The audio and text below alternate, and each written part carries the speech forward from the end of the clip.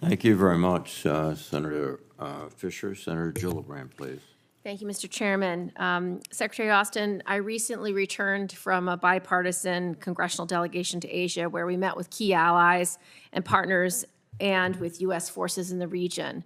I can say that each of the countries where we met with leaders, they were very grateful for the posture in the Indo-Pacific and very eager to grow it, to expand it, and to deepen it. And so I wanted you to know the feedback was extremely positive of the commitments that you've already made and the great work that our service members are already doing in the region. So thank you for that.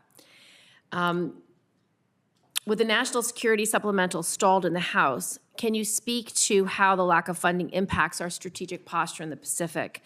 And what are we losing in the region by failing to get the Senate-passed bill to the President?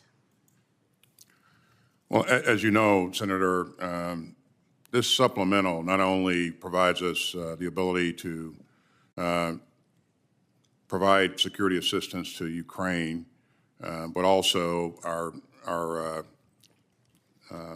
partners in the Indo-Pacific, specifically Taiwan, and so there are provisions in there in this supplemental request to continue to help Taiwan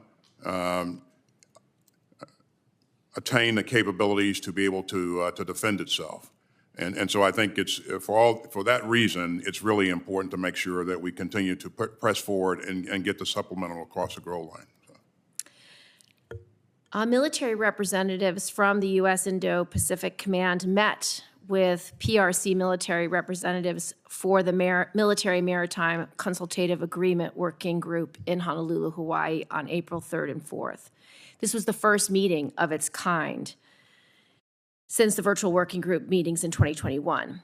What is the goal of the Military Maritime Consultative Agreement, and what progress is being made with the PRC to prevent miscalculations and possible escalation within the Indo-PACOM? I think you've heard me say a number of times, Senator, that it's really important in this competitive relationship, and it is a relationship based upon competition, that we have guardrails and that we can prevent incidents from spiraling out of control and causing a conflict at any one point in time. So that dialogue between military professionals, I think, is really important. We've seen very aggressive behavior in the region by the PRC, and we continue to raise these issues to the PRC. This forum allows military professionals to meet and really talk in detail about those issues and talk about things that we can put into place to prevent accidents from happening. Thank you.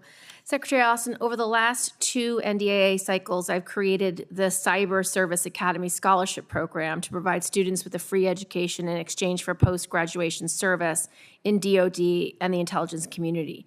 As you look at the department's cyber and digital needs, how does this scholarship help DoD meet its mission? Well, it's going to help in a significant way. I mean, this is working with some 420 institutions, providing 100 scholarships this year alone, and that increases the pool of qualified youngsters that can come on board and contribute to our efforts in the cyber domain. So. You may not have this data, but do you know whether we are on target to fill the 1,000 slots that are provided for this program this year? This year was the first year students could apply, and I think the application period concluded in March. Do you have any information about whether we are on target? I don't have that specific information, but I will get it for you right away.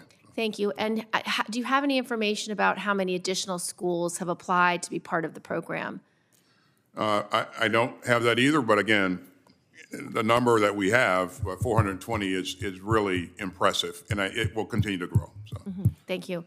The military services have started to look at privatizing barracks in order to address barracks that are outdated and in need of repair. Given the problems that the military privatized housing initiative has encountered, how will the department ensure that those problems are not recreated in the barracks? Well, we number one, have to invest in making sure that we create the right kind of unaccompanied housing for our troops. And then number two, we have to make sure that we invest in the resources required to supervise the maintenance of these facilities. And we're doing both of those. In this budget, we're asking you for $1.1 billion for unaccompanied housing, $2 billion for family housing, and then $171 million for housing oversight. So I think you know there's a lot of work that we need to do going forward, and I think we're investing in the right things, and we'll continue to maintain an emphasis on this. So. Thank you, Mr.